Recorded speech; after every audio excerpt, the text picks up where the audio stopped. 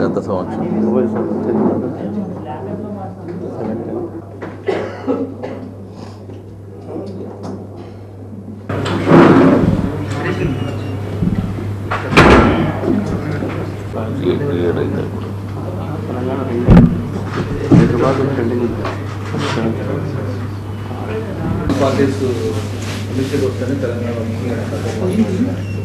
All parties అన్ని కలుపుకొని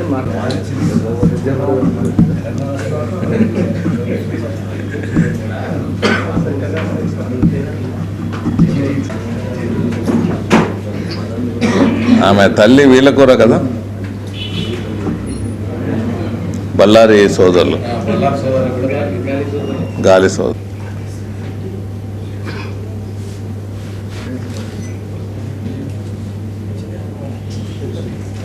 తెలంగాణ సబ్జెక్టుని హాట్గా పెట్టకపోతే చాలామంది తెలంగాణ నాయకులు రాజకీయమే చేయలేరు. మనం హిస్టారికల్గా చూస్తే తెలంగాణలో ఉండే నాయకత్వం వహించిన వారు ఒక్కరు కూడా ఇంతవరకు బలి కాలేదు. బలి అయిందంతా ఇంతవరకు విద్యార్థి లోకం, కార్మిక లోకం మరి కొంత గొప్ప ఎన్జిఓలు. ఇప్పుడు ఎన్జిఓల్ని, తెలంగాణ ఎన్జిఓ సంఘాన్ని పూర్తిగా బలి చేసే విధానంలో, అంటే విద్యార్థులను ఎలా బలి చేస్తారో అలా తెలంగాణ ఉద్యోగస్తులను కూడా బలి చేయాలనే విధానంలో తెలంగాణ నాయకులు ముందుకు వెళ్తున్నారు. ఆల్రెడీ సింగరేణి కార్మిక లోకం కానీ, బిల్డర్స్ కానీ, హైదరాబాదులో చాలామంది ఉపాధికో లేకుండా ఉండటమేమి, ఇవన్నీ తెలంగాణ నాయకుల దయ వల్లే జరిగిందని తెలియజేస్తున్నాం. ముఖ్యంగా ఇప్పుడు 14F రద్దు చేయాలని ఎన్జిఓ లీడర్లు ముందు పెట్టి తెలంగాణ నాయకులు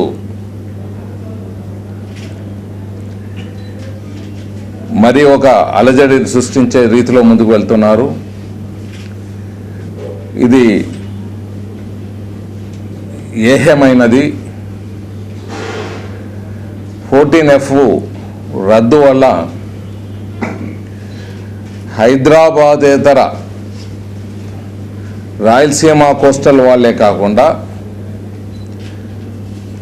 హైదరాబాదేతర తెలంగాణ వాళ్ళు కూడా ఉద్యోగ అవకాశాలు పోగొట్టుకుంటారు 14F పోగొట్టుకుంటే. దీన్ని మైమరిపించి హైదరాబాదేతర తెలంగాణ వాళ్ళకు అర్థం కాని దిశలో వాళ్ళని ఉద్యోగంలో దింపుతూ ఇప్పుడు వస్తున్న ఉద్యోగ అవకాశాలను కూడా గండి కొడుతున్నారు.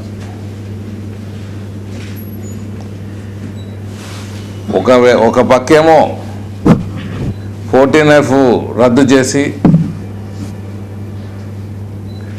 మరి హైదరాబాదేతర తెలంగాణ వాళ్ళకు ఉద్యోగాలు గండి కొట్టడమే కాకుండా ఇప్పుడు మిగతా ప్రాంతాల్లో జరుగుతున్న ఎగ్జామినేషన్స్ను కూడా ఎస్ఐ పరీక్షలు బాయ్కాట్ చేయమని పిలిపివ్వటం కూడా అది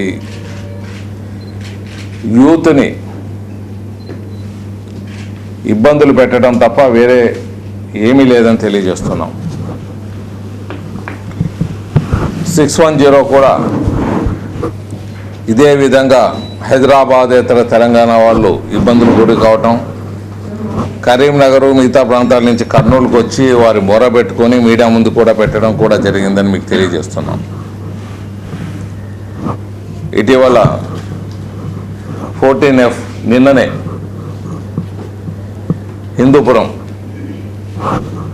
హిందూపురంలో 10 సంవత్సరాలు కారాగార శిక్ష విధించడం జరిగింది. ప్రొద్దుటూరులో ప్రొద్దుటూరులో కారాగార శిక్ష 10 సంవత్సరాలు, విధ్వంసానికి దిగిన వాళ్లకు 10 సంవత్సరాలు వేయటం జరిగింది. అది ఎవరు చేశారో మిస్చీఫ్ గుంపులో ఎవడో చేస్తే ఎవడో బలవుతుంటారు. ఇప్పుడు తెలంగాణ ఉద్యమంలో కూడా ఎవరో రాజకీయ నాయకులు ఏదో చేస్తే ఎన్జిఓలు బలవుతారు. ఎన్జిఓస్ తెలంగాణ ఎన్జిఓస్కు చెప్పేది ఏమంటే, మీ మీద మీ కుటుంబం ఆధారపడి ఉంటుంది. మీరు దయచేసి ఈ తెలంగాణ నేతల ఉద్రేకమైన ఉపన్యాసాల్లో మీరు వెళ్ళి పిల్లలు ఎలా బలైనారో అలా మీరు బలి కావద్దండి.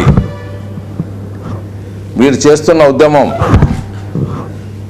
హైదరాబాదేతర తెలంగాణ వాళ్ళు కూడా గండి కొడుతున్నారు. మీరు వారికి కూడా ఉద్యోగ అవకాశాలు కాకుండా చేస్తున్నారు. మరి ఇంతకు మునుపు క్రిమినల్ కేసులో ఇన్వాల్వ్ అయిన వాళ్ళు తెలంగాణలో వీరి మాటలు విని క్రిమినల్ కేసులో ఇన్వాల్వ్ అయిన వాళ్ళందరూ ప్రొద్దుటూరులో 10 సంవత్సరాలు జైలు శిక్ష అమాయకత్వంతో ఎలా బలైనారో అలాగే వేల కొద్ది క్రిమినల్ కేసులు పెండింగ్లో ఉన్నాయి. వాళ్ళందరూ 10 సంవత్సరాలు పోవాల్సి వస్తుందని తెలియజేస్తున్నాం. ఇది పలుమార్లు చెప్పడం జరిగింది. దాన్ని వ్యంగ్యంగా చిత్రీకరించడం కూడా జరిగింది. ఉద్యమం నడిపే నాయకులు ఎవరూ బలి కావటం లేదు. వందల కొద్ది విద్యార్థులు, వందల కొద్ది అక్కడ హైదరాబాద్ మీద డిపెండ్ అయిన వ్యాపారస్తులు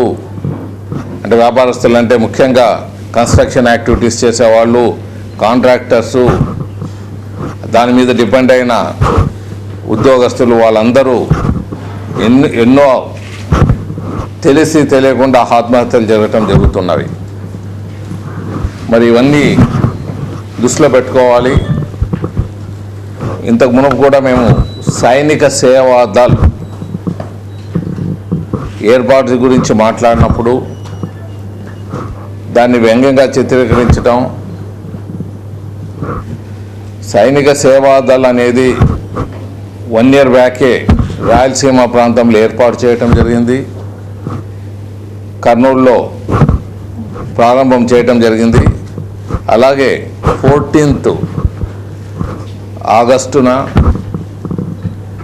అనంతపురంలో కొన్ని వేల మందితో సైనిక సేవాదళ్ ఏర్పాటు చేయటం జరుగుతుందని మరొకతూరు తెలియజేస్తున్నాము. అదే రోజు 7వ వార్షికోత్సవం కూడా చేసుకుంటున్నాము అనంతపురంలో. మరి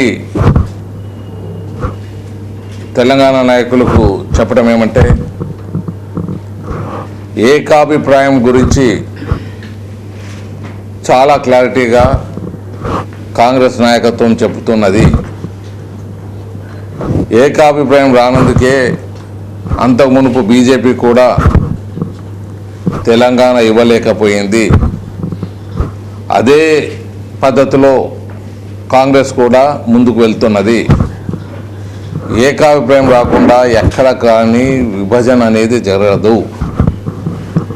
ముఖ్యంగా విభజన జరగాలి అంటే కూడా కేంద్ర ప్రభుత్వం నాయకత్వము దేశంలో పరిస్థితులను గమనించే వాళ్ళు ఇవ్వాల్సి వస్తుంది. ఒక హైదరాబాద్ తెలంగాణ గన సపరేషన్ మొదలు పెడితే దేశంలో కనీసం ఒక 20 విభజనలన్నా జరగాల్సి వస్తుంది. కులాల వారీగా విభజనలు జరిగాయి, మతాల వారీగా విభజనలు జరిగాయి, భాషా ప్రకారంగా పొట్టి శ్రీరాములు ద్వారా భాష ప్రకారం అప్పటి నుంచి ఇప్పటి వరకు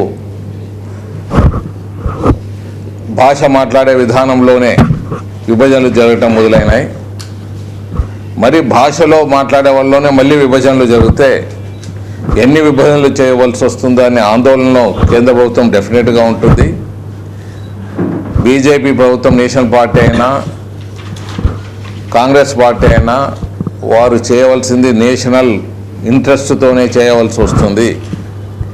సో ఈ విభజన గురించి మర్చిపోయి డెవలప్మెంట్ మీద ఫైట్ చేయాలని తెలంగాణ నాయకుల్ని మరీ కోరుతున్నాము.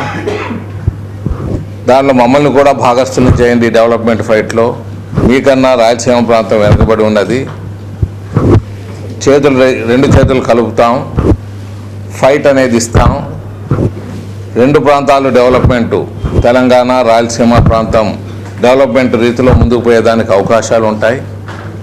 దేశంలోనే వెనుకబడిన ప్రాంతాల్లో రాయలసీమ, దేశంలోనే అభివృద్ధి చెందిన ప్రాంతం తెలంగాణ. 14 ఆగస్టున అంటే గత సంవత్సరం కర్నూలులో ప్రారంభం చేయటం జరిగింది.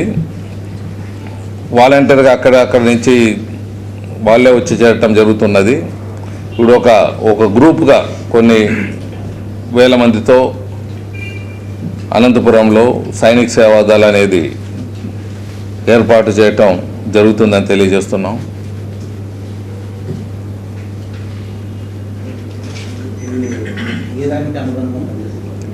రాయలసీమ హక్కుల ఐక్య వేదికకు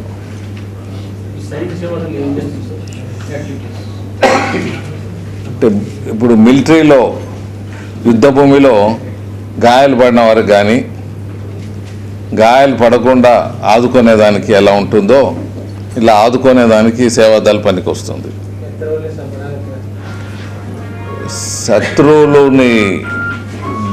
శత్రువుల నుంచి దాడి జరగకుండా ఆదుకునేదానికి పనిచేస్తుంది.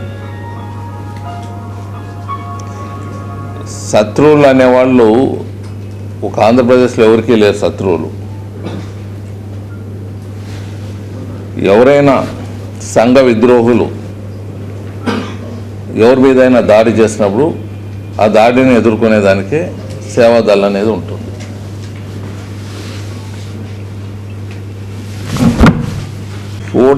F రద్దు చేస్తే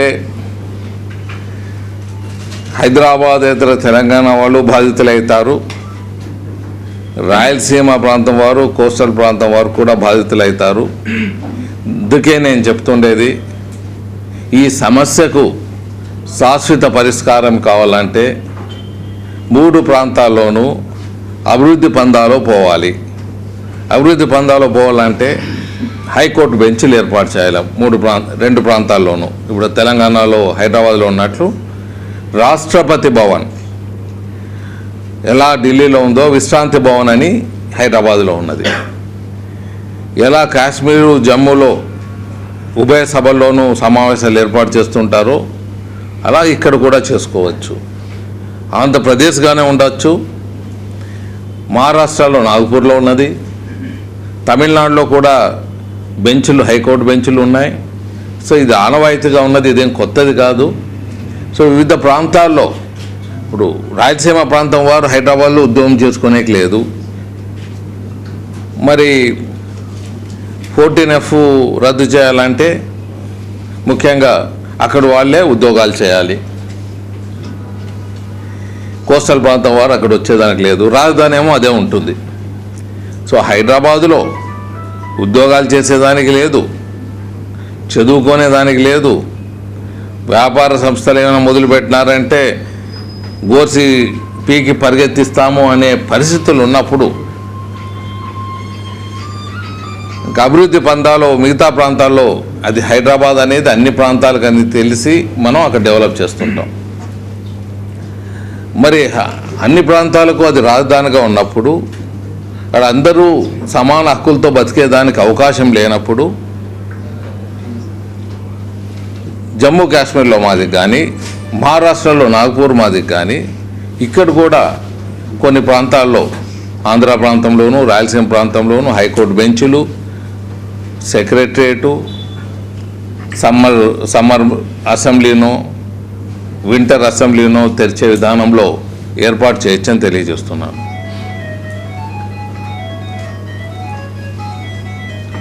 సాధారణ ఉద్యోగం మీద దాడి చేసినప్పుడు కానీ లేదా వ్యక్తిని దాడి చేసినప్పుడు రోడ్ దాడి చేస్తే కూడా ఎందుకు ప్రభుత్వం ఇంకా వాళ్ళ మీద కేసు పెట్టడానికి రోడ్ షీట్ పెట్టడానికి ఎందుకు సెంట్రల్ గవర్నమెంట్ అది ఢిల్లీలో ఉండే సంస్థ, అది దాని చర్యలు అది చేసుకుంటూ పోతున్నది. మీరు మీడియాలో ఎవరో చూసి ఉండొచ్చు, వారిని పిలిపించడం కూడా జరిగింది. ఇంకా అందుకే కోస్టల్లో కూడా చెప్పాను, మీరు కూడా సైనిక సేవాదాలు పెట్టుకోండి అని చెప్పడం జరిగింది. ఆంధ్ర హక్కుల ఐక్యవేదిక కూడా రాయలసీమ హక్కుల ఐక్యవేదిక తరాలు అక్కడ పెట్టివ్వటం కూడా జరిగింది, అక్కడ స్టార్ట్ అయింది. అలాగే సైనిక సేవాదాలు కూడా మీరు పెట్టుకోండి అని చెప్పడం జరుగుతున్నది. మరి ఆంధ్ర హక్కుల ఐక్యవేదిక, మేధావుల కార్యక్రమం, ఆంధ్ర ఎన్జిఓ వాళ్ళకు కానీ ముందు నుంచే మేము అసిస్టెన్స్ ఇస్తూనే ఉన్నాం. దీని విషయం ఫస్ట్ టైం ఇక్కడ రాజగోపాల్ గారు వచ్చినప్పుడు కూడా మన పోలవరం గురించి కర్నూలు నుంచే మొదలుపెట్టి ఇవ్వటం జరిగింది, ఆయనతో మాట్లాడి ఇవ్వటం. సో ఎక్కడెక్కడ మనం ఈ సమైక్యాంధ్రకి ఎక్కడెక్కడ మనం ఏ విధంగా పాటుపడాలి, మరి అంతేకాకుండా ఎక్కడెక్కడ మన వారు ఇబ్బందులు పడుకుంటున్నారు 610 కానీ, కోర్టులో వాద్యంలో కానీ, లేకపోతే మన వాళ్ళు ఎక్కడన్నా ఉద్యోగాల్లో ఇబ్బందులు పడినప్పుడు కానీ వారికి సరైన న్యాయం చేసే రీతిలో మేము ముందు నుంచి గత 7 సంవత్సరాలుగా ఆ కార్యక్రమంలో నిమగ్నమై ఉన్నాం. ఎంతో కొంత ఉడతాభక్తిగా మా సేవలు అందిస్తూనే ఉన్నాం.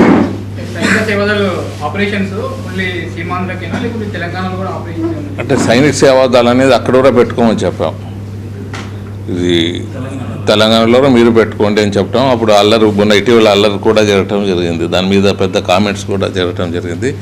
అది మీడియాలో సేవ అనేది తీసేసి సైనిక దళాలు అని అన్నారని ఏదో వాళ్ళంతకు వాళ్ళకే సబ్జెక్టు క్రియేట్ చేసుకొని, అక్కడ ఉండే నాయకులు సబ్జెక్ట్ క్రియేట్ చేసుకొని ఉద్రేకంలో పోయినట్లు దాన్ని ఏదో విధంగా వాళ్ళు భాష వక్రీకరించి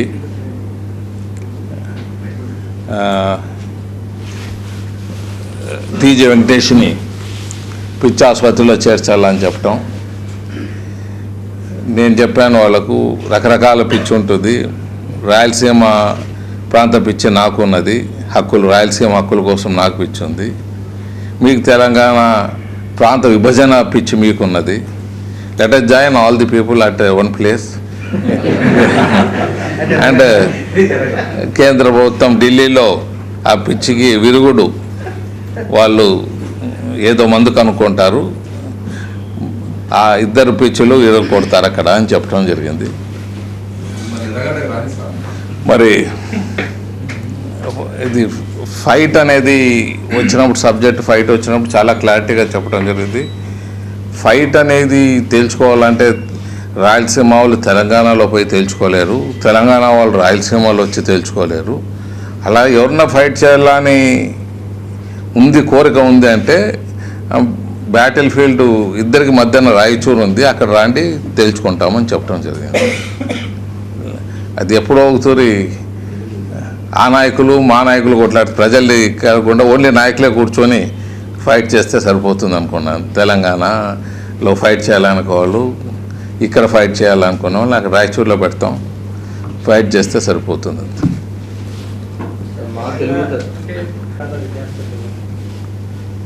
అదే ఎప్పుడు నేను అదే చెప్తున్నాను, మీరు చెప్పింది కరెక్టు, 100% కరెక్టు. విద్యార్థుల్ని బలి చేసుకోవటం తప్ప ఈ రెచ్చగొట్టే మాటలు విద్యార్థుల్ని కానీ అమాయకమైన ప్రజలు కానీ మరి అన్యం పుణ్యం తెలియని ఉద్యోగస్తులు కానీ ఇటువంటి ఆవేశపూరితమైన మాటల్లో బలి అవుతూ ఉంటారు. వారందరూ బలి కారాదని మరీ కోరుతున్నాను. మా తెలుగు తల్లి పేపర్ని చెప్పేయండి అని హరీష్ రావు కూడా నేను స్టేట్మెంట్ ఇచ్చాడు. అది ఈ రోజు కూడా కేసీఆర్ ఏమంటున్నారంటే మా ఈ ప్రాంతంలో ఏకాగ్రహం లేకపోవడం వల్లనే కదా మేము కేంద్రం దృష్టి తీసుకున్నాం, మళ్ళీ మా మీద రుద్దడం ఏంటి, కేంద్ర ప్రభుత్వం ఎందుకు అని చెప్పేసి ఈరోజు స్టేట్మెంట్ ఇచ్చారు కేసీఆర్.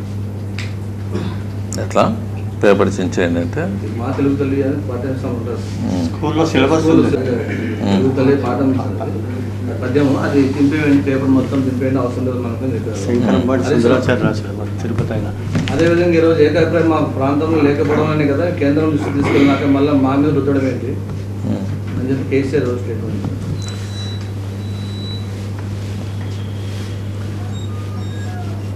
ఇప్పుడు యువనికి విభజన కావాలని ఎవరు కోరుకుంటే వాళ్ళు పోతుంటే ప్రతి జిల్లాలోనూ రాజీనామాలు ఇచ్చి విభజన చేసుకొని డిమాండ్ చేసేదానికి అవకాశాలు ఉంటాయి. దానికి హద్దు గిద్దు ఏమి ఉండవు అన్నమాట. ఇప్పుడు నేను వీరంతా కాన్సన్ట్రేషన్ ఒక హైదరాబాద్ మీదే ఉంటుంది వీళ్ళకు. ఇప్పుడు హైదరాబాద్ అనేది ఒక చిన్న స్టోరీ చెప్పాలంటే, హైదరాబాద్ అనేది అన్ని ప్రాంతాలకు రాజధాని. ఆంధ్ర ప్రాంతానికి, రాయలసీమ ప్రాంతానికి, తెలంగాణ ప్రాంతానికి హైదరాబాద్ రాజధాని. సో అన్ని ప్రాంతం వాళ్ళు అక్కడ వచ్చి పెట్టుబడులు పెట్టి మరి అక్కడ హైదరాబాద్ మేధావులు కానీ లేకపోతే పెట్టుబడిదారులు కానీ వారికి ఉన్న శక్తితో హైదరాబాద్ని డెవలప్మెంట్ చేసే రీతిలో ముందుకు పోవటం జరిగింది. సో ఎందుకు వచ్చారు అందరూ, అన్ని ప్రాంతాల నుంచి ఎందుకు అక్కడ రావటం జరుగుతున్నది అంటే, హైదరాబాద్ బీయింగ్ ఏ క్యాపిటల్. లేకపోతే అక్కడ ఏం రాళ్ళు రప్పలే ఉండేది, అంతకన్నా పెద్దగా ఏమి లేదు అక్కడ చుట్టూ. మరి 1956లో కూడా మీరు లెక్కలు తీస్తే మాకు ఇక్కడ 2000 రూపాయలు ఎకరా భూమి ఉందంటే, వరి భూమి 2000 ఎకరాలు 2000 రూపాయలు 20,000 రూపాయల వరకు ఉంటే, అక్కడ 20 నుంచి 200 రూపాయల వరకు ఎకరా ఉండేది హైదరాబాద్ చుట్టుపక్కల. సమైక్య ఆంధ్రప్రదేశ్ అయిపోయి 1956 తర్వాత సమైక్య ఆంధ్రప్రదేశ్ హైదరాబాద్ డెవలప్మెంట్ అయినాక అక్కడ ఎకరా కోట్ల కొద్దీ నడుస్తున్నది, ఇక్కడ లక్షల్లో నడుస్తున్నది, వేలలు లక్షల్లో నడుస్తున్నది కర్నూలు చుట్టుపక్కల. ఇది బెస్ట్ ఎగ్జాంపుల్. ఇంకా బెస్ట్ ఎగ్జాంపుల్ చెప్పాలంటే శ్రీశైలం ప్రాజెక్ట్ అనేది ఉంది. శ్రీశైలం ప్రాజెక్టు అక్కడ డ్యామ్ కట్టారు. అక్కడ రాజధాని ఎలా వచ్చిందో ఇక్కడ శ్రీశైలం ప్రాజెక్టు నీటి నిల్వ కోసం డ్యామ్ కట్టడం జరిగింది. ఈ డ్యామ్ అనేది రాయలసీమ ప్రాంతంలో ఉన్నది. సో ఈ డ్యాంలో నిల్వ చేసుకొని అన్ని ప్రాంతాలకు నీటి సరఫరా చేస్తున్నాం. సో ఆ డ్యామ్ అనేది ఒక క్యాపిటల్ అనుకుంటాం. సో ఆ డ్యామ్ అనేది క్యాపిటల్. సో ఆ డ్యామ్లో ఉండే నీళ్ళు అన్నిటికీ ఎలా, ఎందుకంటే అన్ని ప్రాంతాల నుంచి వచ్చిన నీళ్ళని మరి అన్ని ప్రాంతాలకు డిస్ట్రిబ్యూట్ చేస్తున్నాం నీళ్ళు. అక్కడ క్యాపిటల్ అని ఉంది, అది రాయలసీమ, అంటే డ్యామ్ అనేది రాయలసీమ ప్రాంతంలో ఉన్నది. తెలంగాణలో హైదరాబాద్ ఉన్నందుకు అక్కడ క్యాపిటల్గా ఉన్నది. ఇప్పుడు అక్కడ క్యాపిటల్ ఉన్నది హైదరాబాదు, అక్కడ ఉండే అభివృద్ధి అంతా మాదే. హైదరాబాద్ తెలంగాణలో ఉంది కాబట్టి అక్కడ ఉండే అభివృద్ధి అంతా మాదే, హైదరాబాద్ మాదే అని వారు క్లెయిమ్ చేస్తే, శ్రీశైలం డ్యాము రాయలసీమ ప్రాంతంలో ఉన్నది, ఇక్కడ వచ్చే నీళ్ళంతా మాదే అని మేము క్లెయిమ్ చేస్తే ఎలా ఉంటుందో అలానే ఉంటుంది. సో ఒకవేళ వారు ఇప్పుడైనా రాజమార్గంలో వెళ్తాం, సెటిల్ చేస్తామంటే, తెలంగాణలో హైదరాబాద్ ఉంది, హైదరాబాద్ మీరు తీసుకోపోండి. శ్రీశైలం డ్యాము రాయలసీమలో ఉన్నది, రాయలసీమ తీసుకోపోతుంది. నీళ్ళు ఎక్కడి నుంచి పారిండొచ్చు, తెలంగాణ నుంచి కూడా నీళ్ళు అక్కడికి రావచ్చు, మహారాష్ట్ర నుంచి కర్ణాటక నుంచి కూడా రావచ్చు నీళ్ళు.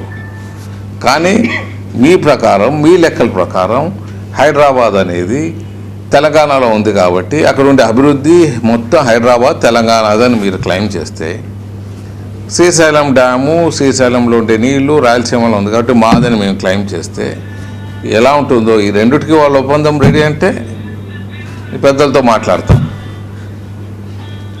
రాయలసీమ ప్రాంతంలో అంటే నీళ్ళు 100 రూపాయలు మాకు, హైదరాబాదు సిటీ 100 రూపాయలు వాళ్ళకు.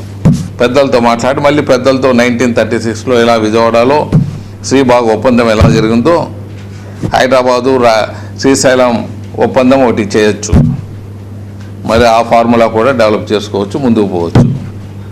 సో ఇవంతా కొద్దిగా ఆలోచించి నాయకులు ప్రజల్ని వెర్రి వాళ్ళని చేయకుండా ప్రజలుగా చూసుకుంటూ వాళ్ళకు కూడా ప్రజలు కూడా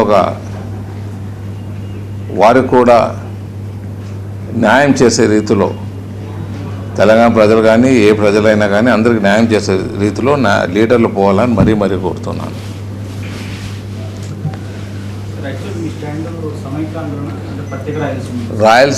ప్రత్యేక రాయలసీమ అనేది మేము ఎప్పుడూ మాట్లాడలేదు. గ్రేటర్ రాయలసీమ అని మాట్లాడటం జరిగింది, కానీ గ్రేటర్ రాయలసీమ హక్కుల గురించి మాట్లాడటం జరిగింది.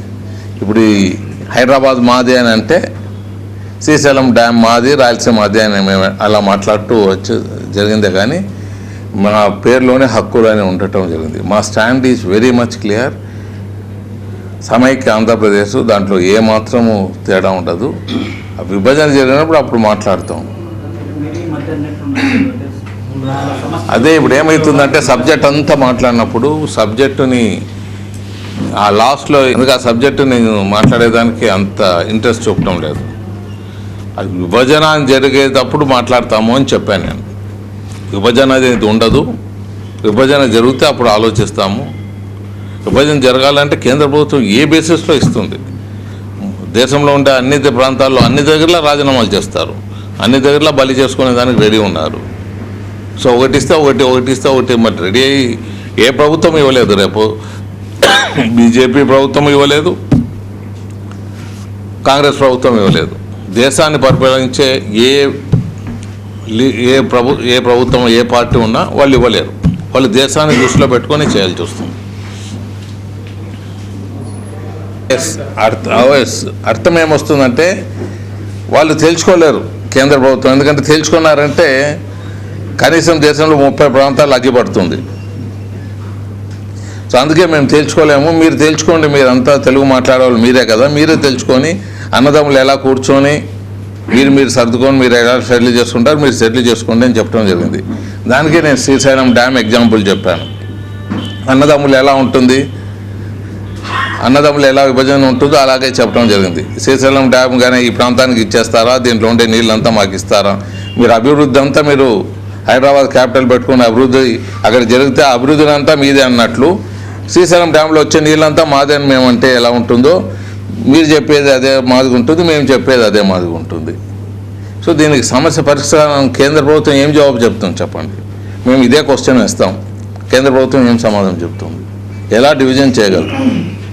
అన్నదమ్ములని చెప్పారు కదా, కేంద్రం తండ్రి పాత్ర పోషించి ఇద్దరిని కూర్చోబెట్టి మాట్లాడే అంటే అన్నదమ్ములు బాధ్యత నిర్వహిస్తలేదని ఒక స్పష్టమైన ఒక కనిపిస్తుంది ఇక్కడ. అంటే తండ్రి ఉన్నప్పుడు తండ్రి ఉన్నప్పుడు అన్నదమ్ములు కొట్లాటం ఉండదు. కొట్లాట ఉంటే తండ్రి కూర్చోబెడతారు. సో కేంద్ర ప్రభుత్వం కూడా ఓ 4 తండ్రి కూర్చోబెడితే సరిపోతుంది. అది ఆ పాత్ర ఇది స్టెప్ బై స్టెప్ వస్తుంది. అది అందుకే మీరు తెలుసుకోండి అని చెప్పారు. తెలుసుకోకపోతే డెఫినెట్గా అదే చేస్తారు, వారు తేలుస్తారు. తమాషాగా చూస్తే టీజీ అని ఉంది నాకు. టీజీ అంటే మరి నాకు అబ్రివేషను ఏం పెట్టుకోవాలో తెలియదు. తెలంగాణ నుంచే మా ముత్తాతలు ఒక 1000 సంవత్సరాల కిందట వచ్చిండొచ్చు. చంద్రశేఖర్ గారేమో ఒరిస్సా కోస్టల్ ప్రాంతం నుంచి ఆయన ఇక్కడ వలస వచ్చాడు. కానీ తెలంగాణ నుంచి నేను ఇక్కడ వలస వచ్చి ఉండొచ్చు. మా జేతాతలు 500 సంవత్సరాలు 1000 సంవత్సరాలు. సో ఈ విధంగా చాలామంది ఇక్కడ లీడర్లు, I don't want name it, మా కర్నూలు జిల్లాలో ఉండే పెద్ద పెద్ద నాయకులు కూడా తెలంగాణ నుంచి వచ్చిన వాళ్ళ రక్తం. సో ఇది మనం దీన్ని బేసిస్ తీసుకొని విభజనలు చేసుకుంటుంటే అంటే తెలంగాణ నుంచి వచ్చిన వాళ్ళేమో రాయలసీమ కావాలని, కోస్టల్ నుంచి తెలంగాణకు పోయిన వాళ్ళేమో తెలంగాణ కావాలి. అంటే ఇదంతా ఓ డ్రామా మాదిరి ఉంటుంది. ఇది ఒక డ్రామా ప్లే చేస్తే ఎట్లుంటుందో అలా ఉంటుంది. ఇది కొంత అందరూ గుర్తుపెట్టుకోవాలి, సీరియస్గా తీసుకోవాలి. ఎంతోమంది ఇక్కడ లీడర్లు కర్నూలు జిల్లాలో ఉండేవాళ్ళు, రాయలసీమలో ఉండే జిల్లా వాళ్ళు చాలామంది, చాలా I don't want name it, they have come from Telangana. నది దాటితే తెలంగాణ నుంచి వచ్చిన వాళ్ళే. మరి తెలంగాణ విమోచన అప్పుడు కూడా ప్రాణాలు గుప్పెట్లో పెట్టుకొని షెల్టర్